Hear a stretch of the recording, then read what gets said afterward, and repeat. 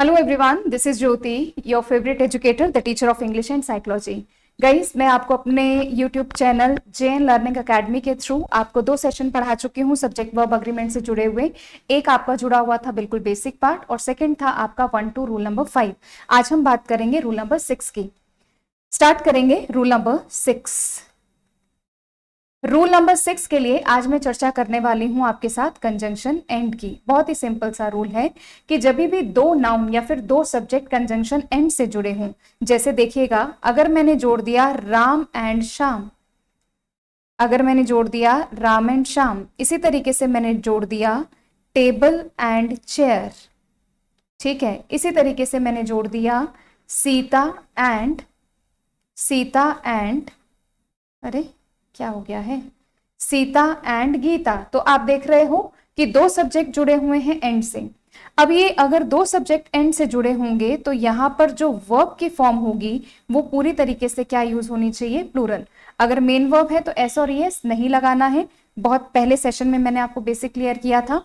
और अगर main verb को सिंगुलर बनाना है तो एस और ईएस का यूज करना है। चेक करेंगे कैसे हम इसको यूज कर रहे हैं। क्वेश्चन नंबर 1, जैसे मैंने लिख दिया Ram and Shyam are coming, तो क्योंकि यहां पर 2 नाउन किससे जुड़ी हुई है, 2 नाउन आपकी जुड़ी हुई है कंजंक्शन एंड से, तो ऐसी स्थिति में वर्ब की फॉर्म हमेशा क्या लगने वाली है, प्लूरल। इसी तरीके से मैंने लिख दिया ब्रेड एंड बटर, साइड हो जाऊं थोड़ा सा, bread and butter are sold. अब यहां पर देखिएगा स्टूडेंट्स, जब मैंने बात की bread and butter are sold, तो ब्रेड अलग है, बटर अलग है, तो यहां पर हम किसका यूज कर रहे हैं, कंजंक्शन एंड का। और यहां पर वर्ब की फॉर्म क्या आ गई हमारे पास, प्लूरल। आज क्या हो गया है, मार्कर और ये सब कहाँ गायब हो गए हैं, कैसे चेंज करें अभी इसको, अरे एस्केप एस्केप, एक सेकेंड स्टूडेंट्स अभी तो आ रहा था मार्कर, अभी गायब हो गया है, अभी ठीक है, कोई बात नहीं बच्चों, थोड़ा थोड़ा बीच में क्या करें, टेक्निकली इतने साउंड नहीं है, but we are trying to cope up with this technology. चलिए आगे बढ़ते हैं। ये हुआ आपका रूल। अब आप बोलोगे मैडम इतना सिंपल तो रूल था, 2 कंजंक्शन, दो नाउन को जोड़ दिया, 2 प्रोनाउन भी जोड़ सकते हो, 2 नाउन को एंड से जोड़ दिया, वर्ब की फॉर्म प्लूरल आएगी मैम, इसमें कौन सी बड़ी बात थी। अब ये बात समझ में आई है तो इसके आगे वाले जो रूल बनता है उसमें से इंपॉर्टेंट क्वेश्चंस आते हैं। देखो कैसे, अगर 2 नाउन एंड से जुड़ी हुई हूं, 2 नाउन को अगर हम जोड़ते हैं एंड से, रूल नंबर 7, यदि 2 नाउन एंड से जुड़े हों, वह किसी एक व्यक्ति या वस्तु के बारे में, वस्तु के बारे में बताते हों, तो ऐसी स्थिति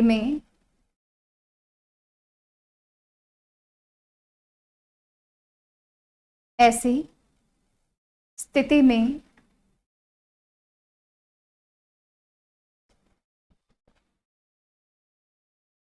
यूज होने वाली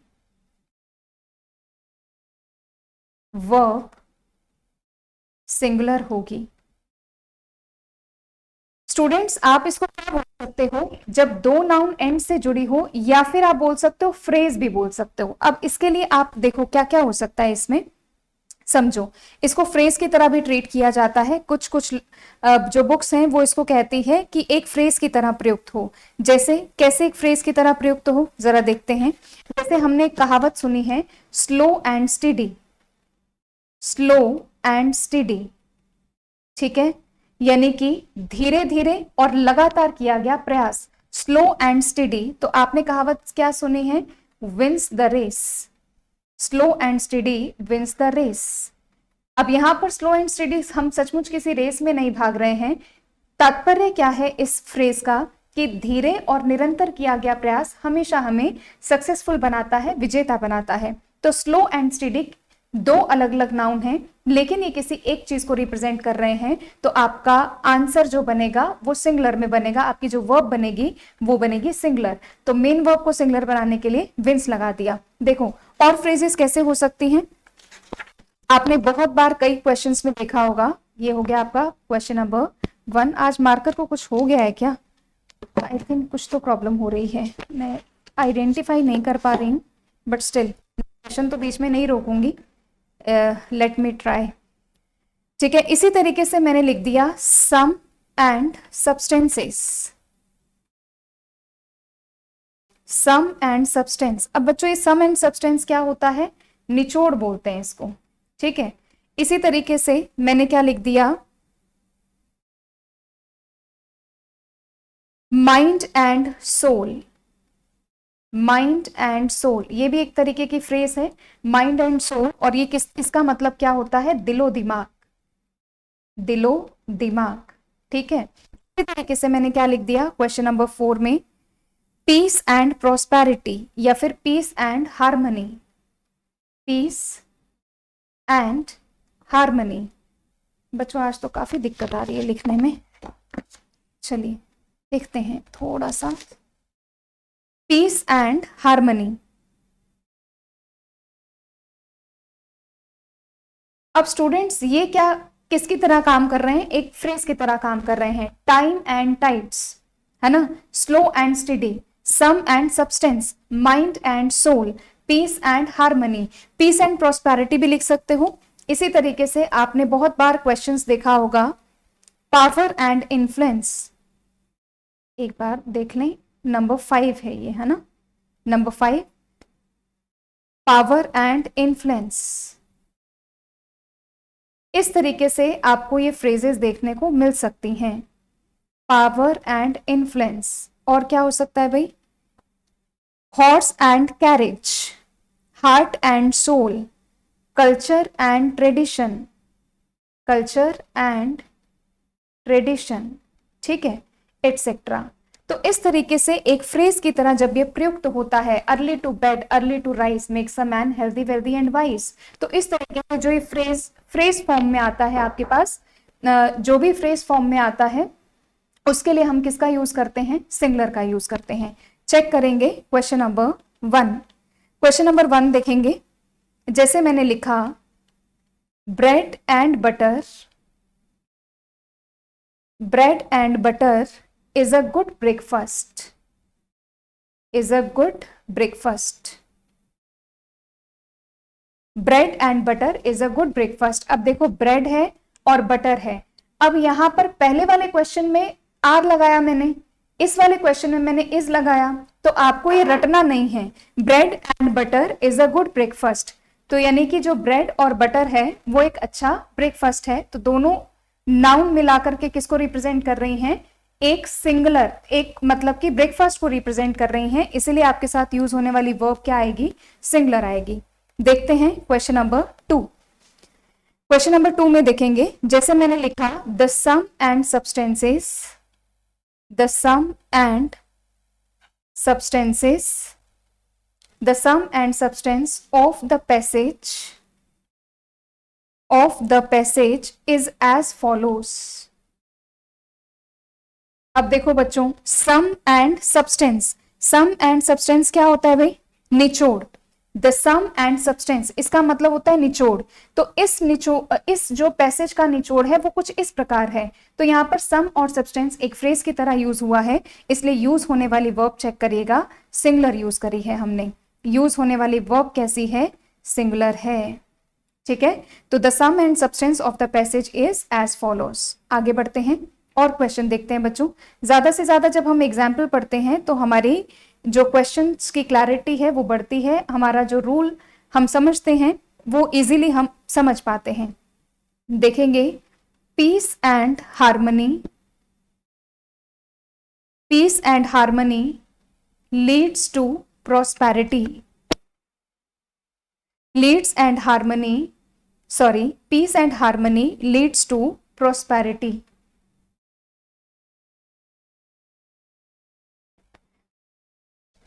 ठीक है,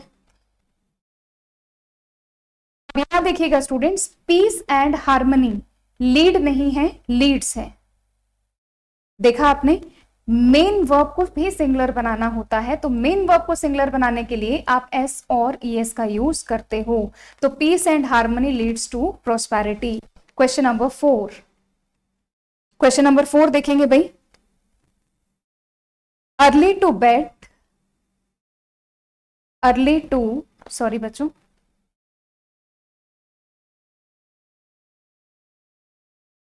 early to bed, early to rise, early to bed, early to rise, जल्दी सोना और जल्दी जगना is a good habit, is a good habit. Early to bed, early to rise is a good habit, जल्दी सोना और जल्दी उठना एक अच्छी आदत है। ठीक है बच्चों, तो ये दो रूल कितने इंपॉर्टेंट थे ये आपने देखे। कंजंक्शन एंड से कोई भी दो नाउन जुड़ी है या प्रोनाउन जुड़ी है वो कोई बड़ी बात नहीं है, लेकिन उसी के रेफरेंस में जब दो नाउन या दो सब्जेक्ट एंड से जुड़कर किसी एक व्यक्ति या वस्तु के बारे में बताते होंगे तो वर्ब की फॉर्म लगानी है आपको सिंगुलर। तो ये मैंने कुछ इंपॉर्टेंट आपके साथ रूल डिस्कस किए हैं और ये काफी इंपॉर्टेंट है, हर एग्जाम में इसको पूछा जाता है। ठीक है, आगे हम चर्चा करेंगे रूल नंबर 8 की। Let's understand rule number 8। Rule number 8, देखो स्टूडेंट्स, रूल नंबर 8 में मैं आज बात करने वाली हूं ईच एंड एवरी की। ईच एंड एवरी, ईच और एवरी बच्चों ये सिंगुलर होते हैं, और क्योंकि ये सिंगुलर होते हैं तो इनके बाद यूज होने वाली नाउन और वर्ब दोनों ही क्या होनी चाहिए, सिंगुलर होनी चाहिए। ईच एंड एवरी दोनों सिंगुलर होते हैं और इनके बाद यूज होने वाली जो नाउन और वर्ब है वो दोनों ही क्या होनी चाहिए, सिंगुलर होनी चाहिए। क्वेश्चन नंबर 1, क्वेश्चन नंबर 1 मैंने लिखा, each boy has to attend. आज स्टूडेंट्स थोड़ा सा जो मेरा पेन टैब है स्लिपरी हो रहा है, मार्कर में थोड़ा इशू आ रहा है, बट आपको समझ तो आ ही रहा होगा ना। और देखो मैं साइड भी हो जाती हूँ बार बार, है ना, लिखते वक्त आपको डिस्टर्बेंस नहीं हो। तो थोड़ा सा टेक्निकल इशू मुझे आता है, मैं बहुत वेल वर्स्ड नहीं हूँ अभी इन सब चीज़ों में, बट आई होप धीरे धीरे सीख जाऊंगी। ठीक है, तो आप उसको माइंड मत करिएगा, बस सिर्फ इस बात को ध्यान में रखिए कि जो रूल्स हैं वो आपके बहुत काम के हैं, हर एग्जाम में पूछे जाते हैं। एसएससी हुआ, बैंक हुआ, बैंक के लिए बहुत बेसिक है, माने आप जो भी एग्जाम दें उसमें तैयार होने चाहिए। तो बस आप सिर्फ फोकस्ड रहिए कि रूल्स आपको समझ में आ रहे हैं, बाकी थोड़ा बहुत टेक्निकल इश्यूज आते हैं उसको आप प्लीज मैनेज करिए। थोड़ा सा हैंडराइटिंग मेरी इतनी पुअर नहीं है, बहुत ही अच्छी सी हैंडराइटिंग है, बट क्या करें अभी, है ना, तो please manage it. Thank you so much. बात करते हैं ईच एंड एवरी की। ईच भी सिंगुलर है, एवरी भी सिंगुलर है। अब दोनों ही सिंगुलर है तो वर्ब की फॉर्म भी सिंगुलर आनी चाहिए और नाउन भी सिंगुलर आनी चाहिए। चेक करिए, ईच के बाद बॉय क्या लिखा है, सिंगुलर, साइड हो रही हूं मैं। ईच के बाद बॉय भी सिंगुलर है, आपके पास नाउन भी सिंगुलर है और वर्ब की फॉर्म भी सिंगुलर है। तो हम क्या लिखेंगे, each boy has to attend the class. Simple था ना बच्चों, बहुत छोटी छोटी सी चीजें हैं, इजी हैं। बात करेंगे हम क्वेश्चन नंबर 2 की। एवरी भी सिंगुलर है, जैसे मैंने लिख दिया, every man, women and child was happy to meet with the prime minister। Prime minister, तो यहां पर देखो ना बच्चों, एवरी सिंगुलर है तो एवरी अगर सिंगुलर है तो हमारे पास चेक करिए क्या नाउन सिंगुलर है, ये रहा मैन, ये रहा विमेन, ये रहा चाइल्ड, सिंगुलर है। क्या वर्ब की फॉर्म सिंगुलर है, बिल्कुल सिंगुलर है। अब देखो एरर कैसे आती है बच्चों, यहां पर एवरी के बाद लिख देंगे मेन, एवरी के बाद क्या लिख देंगे, व्यूमेन, एवरी के बाद लिख देंगे चिल्ड्रेन। अब आप चेक करिए क्या मेन सिंगुलर है, क्या विमेन सिंगुलर है, क्या चिल्ड्रन सिंगुलर है, ये इनमें से कुछ भी सिंगुलर नहीं है। तो इसमें आप बिल्कुल भी गलती मत करिएगा, ईच और एवरी हमेशा सिंगुलर रहता है। ईच एंड एवरी को आप यूज कर सकते हो, ये एक फ्रेज की तरह यूज होती है, इसका मतलब होता है प्रत्येक। तो ईच खाली लिखो, एवरी खाली लिखो या ईच एंड एवरी करके लिखो तो भी आपका रूल क्या होगा भाई, एक ही समान होगा। ठीक है, और क्वेश्चंस देख लेते हैं भाई। Let's understand question number 3। मैंने लिखा every male and every female was there to help us।